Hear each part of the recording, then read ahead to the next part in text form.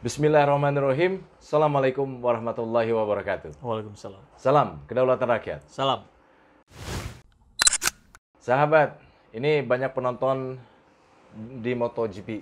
Konon katanya. Tapi yang jadi pertanyaan, pelaku UMKM di stand MotoGP ini malah ngaku rugi, Kang. Ya, berarti kalau begitu bisa jadi penontonnya memang tidak banyak. Ya. Atau penontonnya nggak bawa uang banyak. Habis oleh tiket yang 2,5 juta itu. Oh gitu ya. Jadi nggak sempet jajan Nggak gitu sempat ya. jajan atau bawa bekal dari rumah. Nah ini ketika harapannya kan perhelatan MotoGP kemarin itu bisa menstimulus ya kan pertumbuhan penggiat UMKM. Tapi pada kenyataannya gimana Kang Ebul? Ya ini bagian dari carut marutnya persiapan GP Mandalika sebetulnya. Ya kita lihat kan, kita sudah bersama-sama menyaksikan mulai dari katanya penonton 100.000 kita akan buka. Kemudian direvisi, kita akan batasi berapa 60.000 kalau nggak salah. Ternyata pas hari H pun nggak sampai itu 60.000. Tarik mundur lagi, kita dengar para ASN di Lombok diwajibkan beli tiket. Ya. Jadi ini event internasional kok kayak begini ya gitu. Kan pertama, apakah karena promosinya kurang? Ya. Yang kedua, atau memang tidak ada daya tarik sebetulnya di Mandalika ini. Karena melihat persiapannya yang tidak matang gitu. Nah, sekarang ditambah lagi para penyewa stand yang sampai berapa ya? 36 juta gitu kalau nggak salah. Boro-boro bisa balik modal gitu. Untuk dapat keuntungan sedikit pun sulit. Kak, balik modal kak, jual murah kak, sewanya mahal kak, 33 juta. Mari kak, biar cepet habis, balik modal aja sudah alhamdulillah kak. Mari kak, silakan mampir kak. Murah meriah, mereka dijanjikan penontonnya banyak kak. Kasihan kami kak, biar balik modal. Mari kak, beli kak, beli kak. Ayo gimana? Sepi aja itu gitu kan, seperti yang kita lihat videonya ini gitu. Iya. Ibu-ibu sampai teriak-teriak seperti jualan di terminal gitu. Balik modal aja udah alhamdulillah gitu ya. Iya sampai nawarin minuman itu kan seperti di bis di terminal gitu. Padahal itu event yang bergengsi gitu. Saya kira Menteri Pariwisata dan Perekonomian nih Sandiaga Uno ini kelihatan nggak kreatifnya gitu. Karena tidak menunjukkan hasil yang bagus gitu. Kasihan sekali. Saya kira para UMKM yang sengaja menyewa booth-booth di sana itu sudah maksakeun gitu kalau orang Sunda bilang, geus maksakeun maneh gitu. Iya.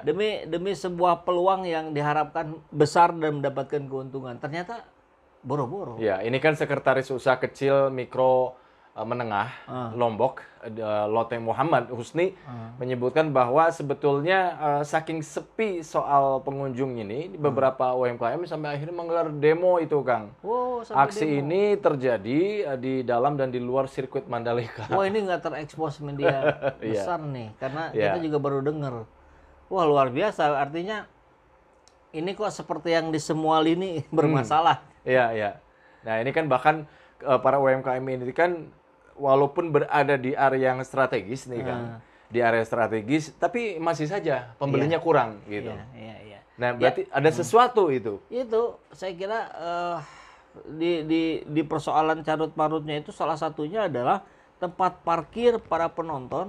Itu berapa kalau nggak salah jaraknya itu sampai 3 km. Dan jalannya pun sebagian jalan tanah. Iya. Ini kan luar biasa. Ini ketua panitia harus segera memberikan pernyataan permohonan maaf bagi para stakeholder yang terkait yang sudah dirugikan termasuk penonton. Iya. Kok bisa gitu? Kebayangkan kita udah beli 2,5 juta. Itu belinya pun karena dipaksa gitu. Diwajibkan kalau buat ASN. Iya. Udah gitu parkirnya 3 kilo dari tempat lokasi dia harus jalan dulu. Itu udah kesel aja yang ada. Udah nggak berminat lagi gitu untuk mengeluarkan duit tambahan barangkali karena sudah merasa rugi. Iya. Nah ini untuk UMKM Loteng sendiri kan ada 7 stand gold. Ada 7 stand gold, 2 stand bronze. Oke. Ya kan, yang disewa lah istilahnya seperti itu. Nah, kalau dikaitkan ini gold saja itu sewanya itu sebesar 260 juta rupiah. Wow. Untuk yang gold. Dan bronze itu di kisaran sekitar 33 juta rupiah. Oke, berarti Yang bronze, ya kan. Nah, per satu stand itu ditempati 3 sampai 4 pedagang. Artinya mereka ini patungan, tidak menyewa sendiri. Tapi kan hitungannya juga lumayan juga ya. Iya. Ketika perhelatan. Nah, yang jadi pertanyaan, kalau memang ini adalah untuk menumbuhkan, ya kan, pertumbuhan UMKM setempat, kenapa kok jadi mahal gitu loh? Dan hasilnya konon sepi. Ya kan sebetulnya kalau bicara hitung-hitungan begitu, event organizer-nya biasanya lebih paham kan. Ya. Ini kemungkinan yang datang berapa orang, dia akan menghadiri apa, kira-kira yang datang itu dari tingkat ekonomi menengah ke atas atau menengah ke bawah gitu. Itu kan pasti sudah terprediksi. Nah, saya kira angka segitu bisa jadi itu sudah cocok, Kang. Karena toh buktinya mereka pun mau nyewa. Yang miss luar biasanya itu tadi ketika jaraknya dari orang tempat parkir ke sini 3 kilo, berjam-jam dia harus nyampe. Kemudian efek psikologis dari kekesalan itu membuat dia tidak mau mengeluarkan uang lagi. Kemungkinan berikutnya memang yang datangnya juga sedikit, tidak sesuai yang dijanjikan kepada para penyewa booth. Mungkin juga panitianya tidak mengendorse booth itu ke para penonton. Yang jelas sih manajemennya aja ini udah carut marut. Iya, karena mungkin serba dadakan ya. Tidak terencana dengan baik dan rapih gitu. Kalau dadakan mungkin enggak, karena kan sudah cukup waktu yang panjang ya, kita juga sudah tahu. Tapi kalau tidak terencananya ya jelas, sangat-sangat tidak terlihat perencanaan yang matang. Ya, ini kan sampai terkait dengan persoalan itu, masalah itu, Bupati Loteng HL Fatul Bahri sampai akhirnya angkat bicara ini, Kang. Jadi dia mengatakan pemerintah, kemudian ITDC dan MGEPA memastikan akan mengevaluasi seluruh persoalan yang terjadi selama MotoGP. Ya kan, tadi bicara saya di awal adalah yang sewa. Apalagi yang gratis. Memang ada yang digratiskan. Ya hanya bisa gigit jari konon katanya. Sampai-sampai hari pertama itu ada yang jual nasi bungkusnya dibuang karena basi. Karena saking tidak lakunya gitu loh. Berarti kan penataan, perencanaan ini ya tadi tidak siap ya kan? Ya seperti biasa yang sering kita bahas kan, gagal dalam merencanakan itu sama dengan merencanakan kegagalan.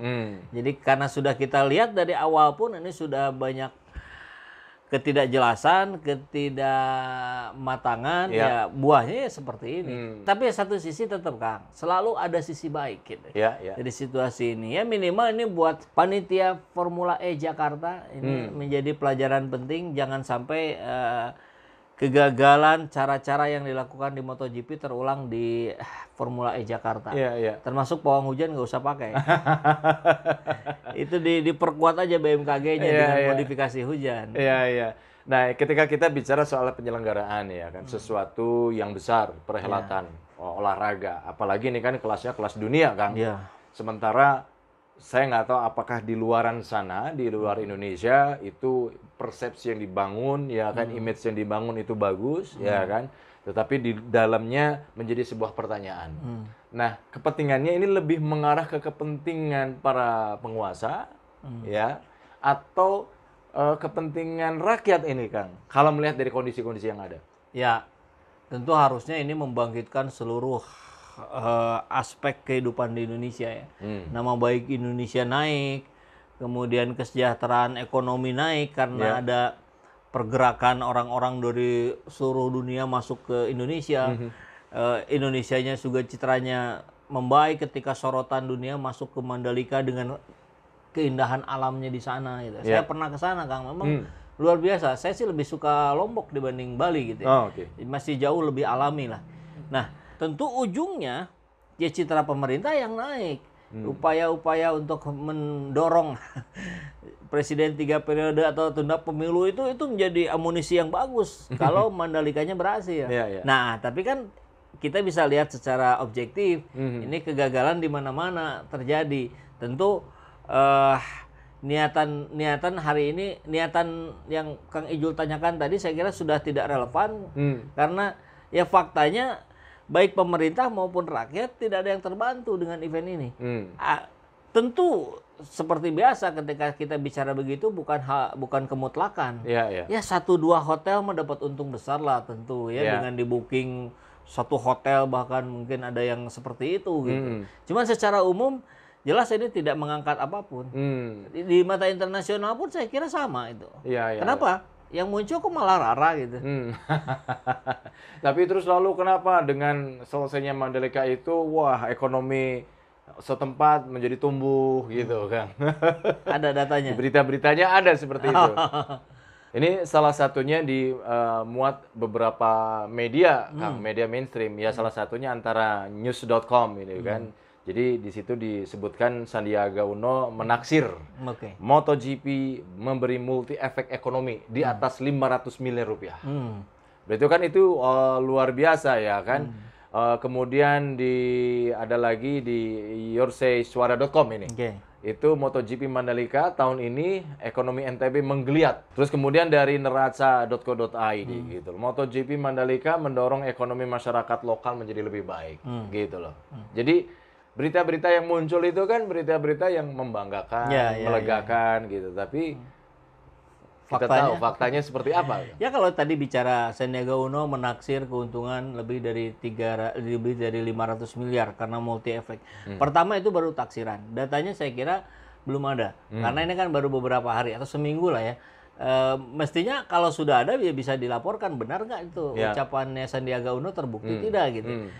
Pertama itu yang masih dari persoalan taksiran itu. Keuntungan multi efek 500 miliar. Lah modalnya aja triliunan. Harusnya kan multi efeknya triliunan dong. Kalau apalagi Sandiaga Uno sebagai pengusaha, harusnya kan betul-betul berhitung secara bisnis. Berapa modal yang dikeluarkan, berapa keuntungan yang didapatkan. Dari itu saja sudah jauh nggak berimbang. Terus kalau kabar-kabar yang tadi, itu sih juga selama itu tidak didasari data dan fakta yang real, saya kira ya itu hanya lip service saja. Ya, buktinya kita lihat tadi, yang pedagang aja boro-boro mau dapat keuntungan, balik modal aja nggak dapat. Ya. Berarti ini harus menjadi sebuah evaluasi yang besar gitu ya? Ya, saya sepakat tadi akan dilakukan evaluasi yang besar katanya menurut panitianya ya tadi ya. Dan mudah-mudahan segera tidak ada yang ditutup-tutupi agar kita betul-betul bisa belajar dari pengalaman. Tapi jangan juga sampai hasil evaluasi ada, program berlanjut tidak mempertimbangkan ini. Pertimbangannya lagi-lagi misalkan kepentingan politik gitu. Nah itu jangan begitulah, kasihan gitu negeri ini. Berarti peralatan harus betul-betul mempertimbangkan kepentingan rakyat.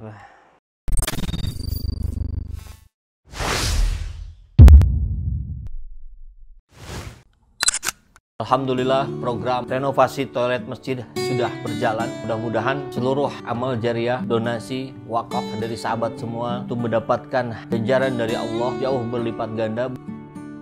Sahabat bisa sampaikan donasinya di rekening yang ini dan mengkonfirmasikannya ke nomor yang ini. Mari kita berjuang bersama-sama.